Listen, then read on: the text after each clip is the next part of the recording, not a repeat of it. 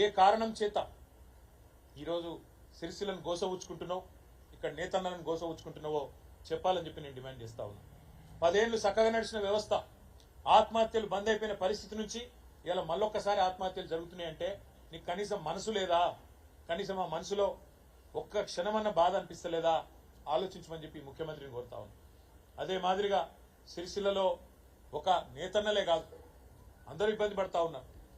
చాలా విచిత్రమైన పరిస్థితి ఇక్కడ అధికారులు కూడా కాంగ్రెస్ పార్టీ నాయకుల్లాగా, కాంగ్రెస్ పార్టీ కార్యకర్తల్లాగా అత్యుత్సాహాన్ని ప్రదర్శిస్తూ అడ్డగోలు జమాబందీ వ్యవహారం చేస్తా ఉన్నారు.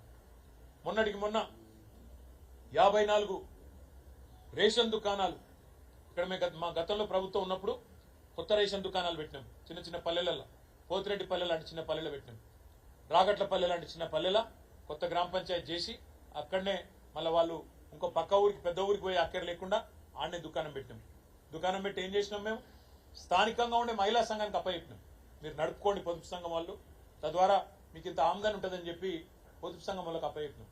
మరి నువ్వేం చేసినావు? వచ్చి ఇప్పుడు ఇక్కడ నా చేతిలో 4 సార్లు ఓడిపోయిన ఆయన ఏందో ఆయనే రాజు, ఆయనే మంత్రి అన్నట్టు, ఆయన ఇక నేనే నడుపుతా మొత్తం ప్రభుత్వాన్ని, అసలు ఇక అటు రేవంత్ రెడ్డి ఇక్కడ నేను అన్నట్టుగా ఇష్టారాజ్యం ఇష్టం వచ్చిన వ్యవహారం చేస్తా ఉన్నారు. దానికి అధికారులు వంతపాడుతూ ఇవాళ ఆగమాగం అవుతున్నారు.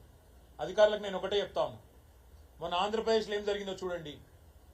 ఆల్ ఇండియా సర్వీస్ ఆఫీసర్లు కూడా మన సస్పెండ్ అయింది.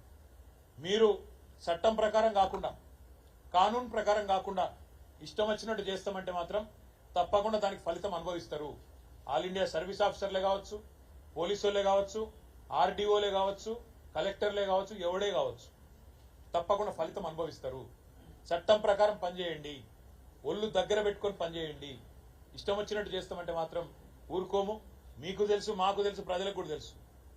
మళ్ళా 3.5-4 ఏళ్లలో కేసీఆర్ గారు తిరిగి వస్తారు. మీ సంగతి తప్పకుండా అప్పుడు చూస్తామనే మాట కూడా నేను విజ్ఞప్తి చేస్తా ఉన్నా. అయితే ఇక్కడ ఒక మాట నేను అడుగుతా ఉన్నా, ఇక్కడ కలెక్టర్ని, ఆర్డీఓని 54 దుకాణాలకు దరఖాస్తులు పిలిచింది. 480 మంది పైసలు కట్టి మరీ దరఖాస్తు చేసుకున్నారు. ఆరోపణలు వస్తున్నాయి.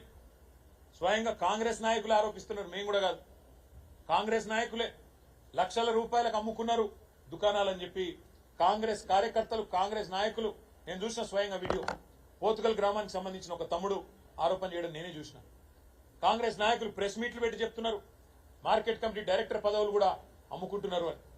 ఇవాళ నిరసనలు చెప్తా ఉన్నారు, వాటర్ ట్యాంక్ లెక్కి మరి నిరసన ప్రదర్శనలు చేస్తా ఉన్నారు. ఎవరైతే అర్హులుగా ఉండి అన్యాయం జరిగిందో వాళ్ళు బాధితులు బాధపడతా ఉన్నారు.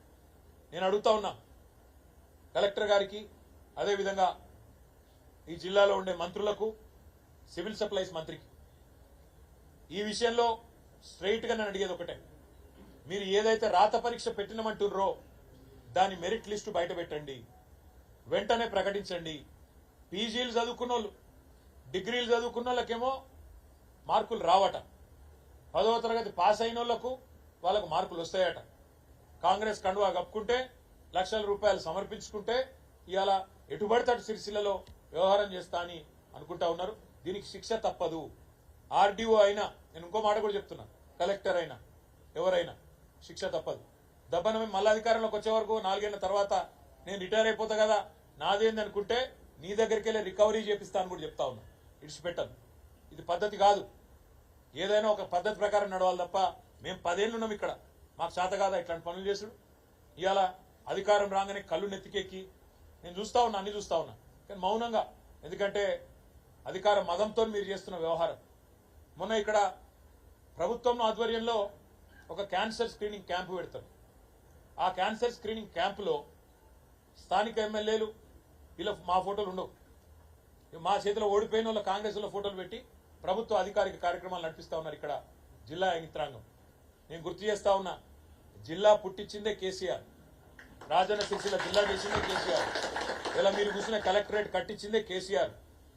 కాబట్టి అతికి పోతే, అతి చేస్తే ఇబ్బందుల పాలవుతారు, ఉద్యోగాలు పోతాయి. తర్వాత 4 ఏళ్లలో మళ్ళా మా గవర్నమెంట్ వస్తుంది.